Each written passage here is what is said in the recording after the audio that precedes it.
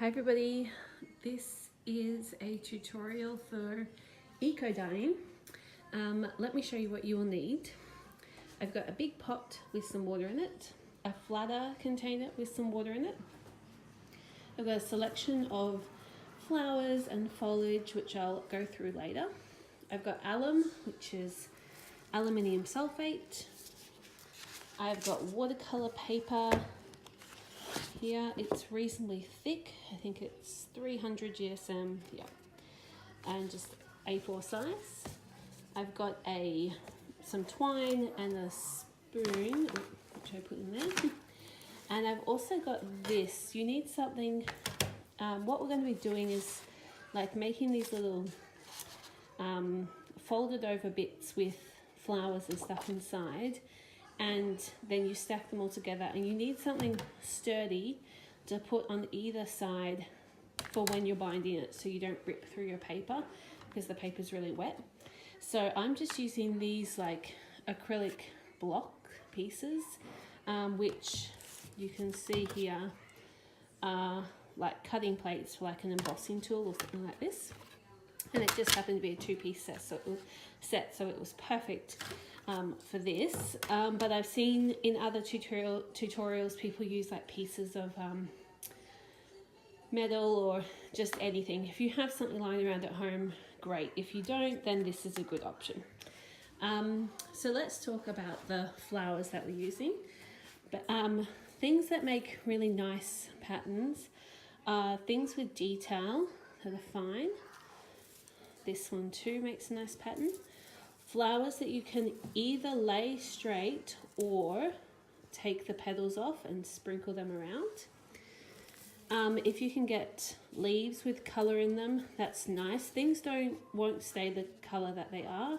Red turns into like a purpley colour, and a lot of leaves turn green. But things with detail look better because the bigger things tend to just have like even say these passion fruit leaves, they look really cool, but it doesn't show up like the detail of the lines in the middle, so you end up with big patches of color. Whereas if you can have more detail, that looks great. Bougainvillea, keen to see how that works out. Got a bit of jasmine. I'm keen to experiment with different flowers and different sort of oilinesses of them, because I used geranium leaves in my last lot and I felt like they reacted really differently, that they were kind of oilier leaves or something. Parsley as well, so think outside the box of what you want to do. And I'm going to try to put in mine maybe a bit of beetroot and some avocado as well. So that's what we need to start with our paper eco dyeing. And now we need to go on to the next step. So to our pot, this is where we're going to put the leaves and flowers. We're going to put in 2 tablespoons actually for this amount of water, and do 3. And then for this one, which is going to have our paper in it, we're just putting in 1, and we need to just mix it around a bit now so it dissolves. So once our alum is dissolved, we want to put our sheets of watercolor paper into it, obviously not completely dissolved. And we want to let them soak. I'm going to let them soak for at least a half an hour to an hour. The paper can soak for a bit less than the flowers. Our next step, once we've done the paper, is to start soaking the leaves. If you have fresh leaves, that's better, but I picked these yesterday, so mine are a little bit old. But basically you want to put them in. And the trick, say something like this nasturtium, is, well, we'll put it in and see. See how it kind of just, once it hits the water, it goes really soggy on itself and sort of turns into a bowl of leaf. The best thing we can do is to pull it apart so we have different leaves. Something like this, bougainvillea is quite, will stay fine when it's in there, but if you want to rip it up, you'll get more sort of coverage.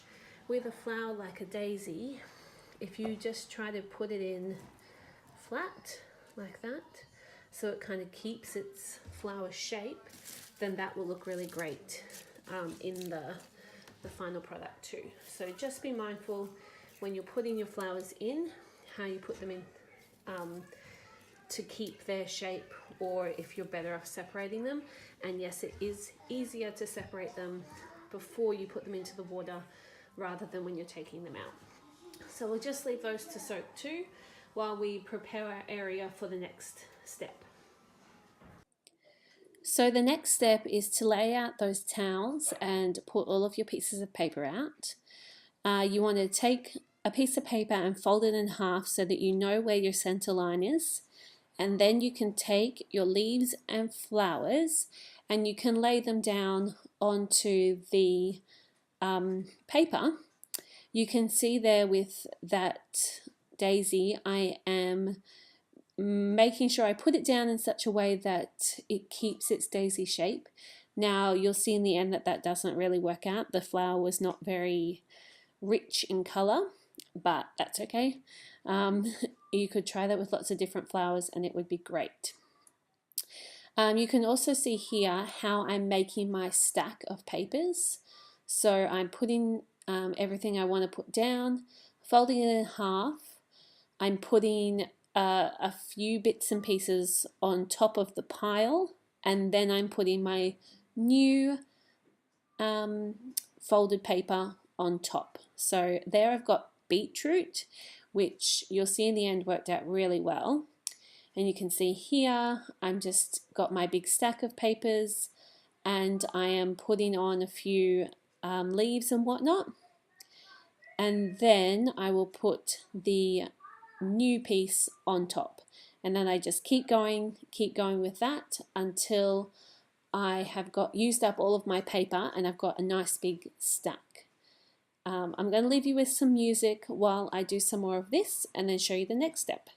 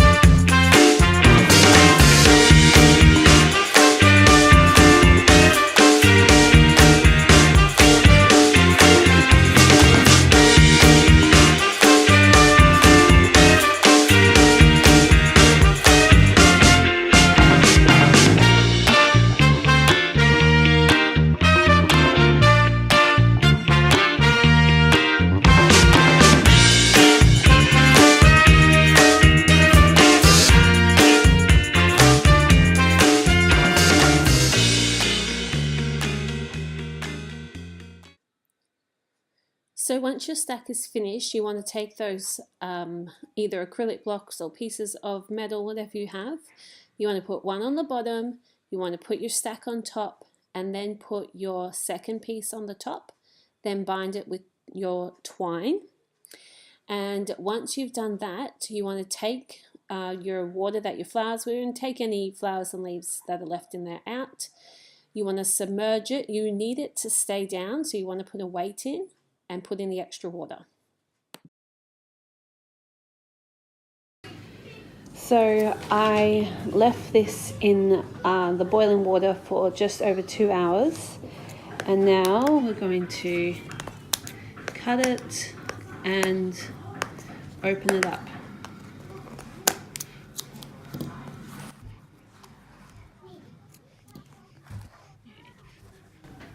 So make sure you've got towels out so that these wet sheets of paper can hop on the towel and they're not going to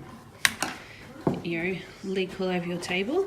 So we're just going to start taking them apart.